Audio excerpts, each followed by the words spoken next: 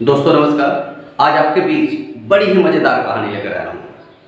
आप कोई भी हो, किसी भी प्रोफेशन से जुड़े हो, यदि उस प्रोफेशन से संबंधित आपके कोई सपने हैं, आपका कोई लक्ष्य है, तो यकीन मानिए यह कहानी आपको आपके लक्ष्य तक पहुँचने में काफ़ी मददगार साबित होगी। बहुत समय की पहले की बात है, एक समुद्र के किनारे एक पेड़ था और उस पेड़ पर एक छोटी सी चिड़िया ने अपना घर बना रखा था। उस घोंसले के अंदर चिड़िया के अंडे थे। चिड़िया एक बार भोजन की तलाश में घर से बाहर गई।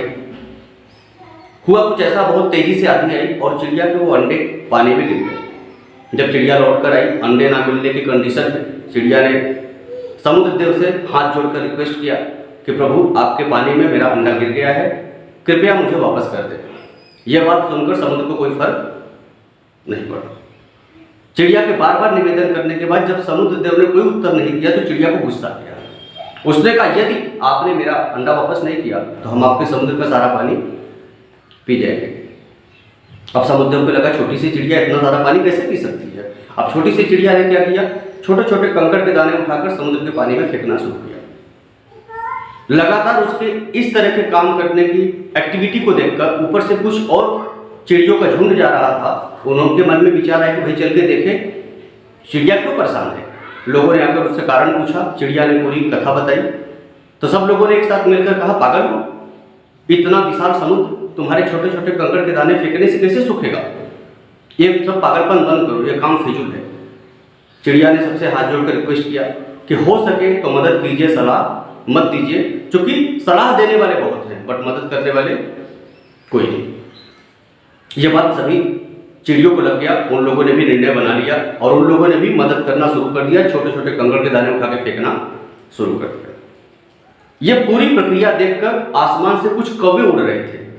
उन लोगों को लगा, भाई क्या बात है, नीचे क्यों परेशान है लोग। आके उन्होंने भी कारण पूछा। सब लोगों ने फिर वही कथा एक साथ बताई। कौवे का वही जवाब कि ऐसा नहीं होगा। तो सब लोगों ने एक साथ कहा कि प्रभु, हो सके तो मदद करो, सलाह मत दो, क्योंकि सलाह देने वाले बहुत हैं, मदद करने वाले कोई नहीं। ये बात कौवों को भी लग गई। उन लोगों ने भी साथ देना शुरू कर दिया। अब समुद्र को लगा कि भाई एकता बन रही है, टीम बन रही है। फिर भी समुद्र को लगा कुछ होने वाला नहीं है, इनको मेहनत कर देते। कुछ देर के बाद आसमान में गरुड़ भगवान ब्रह्मा को लेकर टहल रहे थे। तो गरुड़ ने देखा कि नीचे हमारी प्रजा परेशान है। गरुड़ ने ब्रह्मा जी से कहा, आप यहीं जरा ठहरिए, हम आते हैं। नीचे आकर गरुड़ ने देखा और लोगों से पूछा। लोगों ने एक साथ वही कथा फिर बताई। गरुड़ का भी वही जवाब कि ये पागलपन मत करो।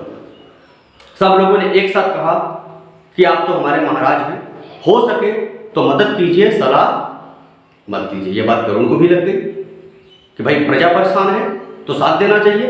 अब गरुड़ ने बड़ा बड़ा पत्थर उठा के फेंकना शुरू किया। अब समुद्र देव को लगा कि भाई पक्षियों के राजा भी आ गए। फिर भी समुद्र देव को लगा कि हम इतने विशाल हैं, इतने बड़े हैं, क्या होने वाला है। काफी देर इंतजार करने के बाद जब ब्रह्मा जी ने देखा कि गरुड़ अभी तक आया नहीं, तो ब्रह्मा जी भी नीचे आ गए।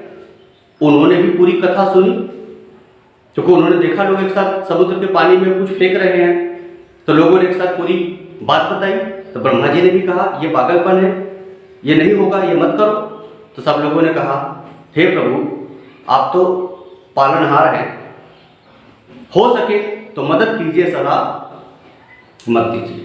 अब ये बात ब्रह्मा को भी थोड़ा लगा और ब्रह्मा जी ने क्या कहा, कोई बात नहीं, जो काम आप लोग कर रहे हैं उसमें आप कामयाब हो जाएंगे, तथास्तु।